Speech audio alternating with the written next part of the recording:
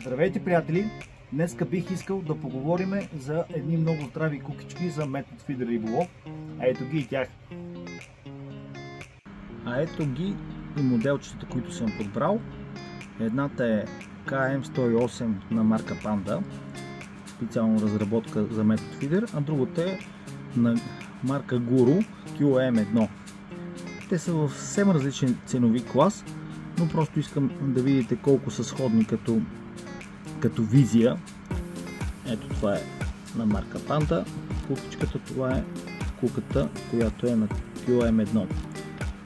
Сходни са с малка разлика в това, че едната е с малка контра. Това за вас, колеги, които ходите на свободен риболов или на поплатени езера, които си взимате рибата. Ще ви свърши много добра работа. Размерите, които имаме, са 8, 10, 12, 14, цената е 3 лева за пакет. Чудесна кука, ще покажа скоро, преди няколко дена риболовствах с нея, без никакъв проблем. 5-6 кг шерани се издържат. Все още нямам отворена от тях отворена кука с тази кукичка. Ето ги. Ето монтажи, къде са сложили колегите по същия начин и вие може да си ги правите. Чудесна кука, ще видите и след малко шаранчета, които сме извадили с този модел кукичка. Ето, колеги, сега да разгледаме заедно кукичките. Аз съм ги поставил както са. Отдясно е QM1, отляво е KM108. Ето, вижте колко са сходни чукванията на самия орлов ног отгоре. Извивката е почти идентична. По принцип 5 кг шеран нямаше никакъв проблем през уикенда. Да, сега не стават за 10 кг риби, определено.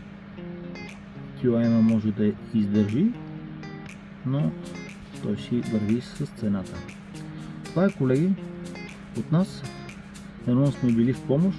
Ако някой желае, размерите са 8, 10, 12, 14, цената е 3 лева за пакет. Успех от нас и много риби! Айде, новията към се сети. Така. Малко е твърда къма, ама... Малови? Малови. Аз чакам там една патица да ми удари. Не е леки. Защото вече лови с голяма.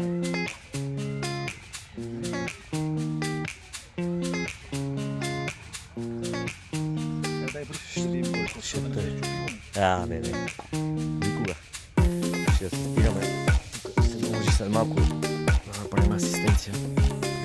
Защото това трябва да го ги вади. Здравей! Здравей!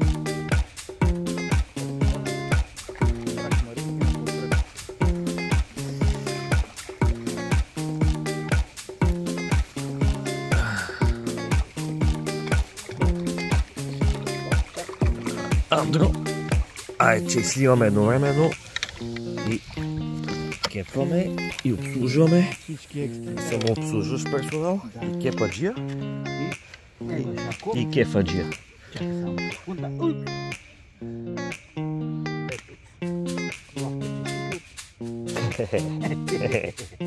Така си е, модела не е.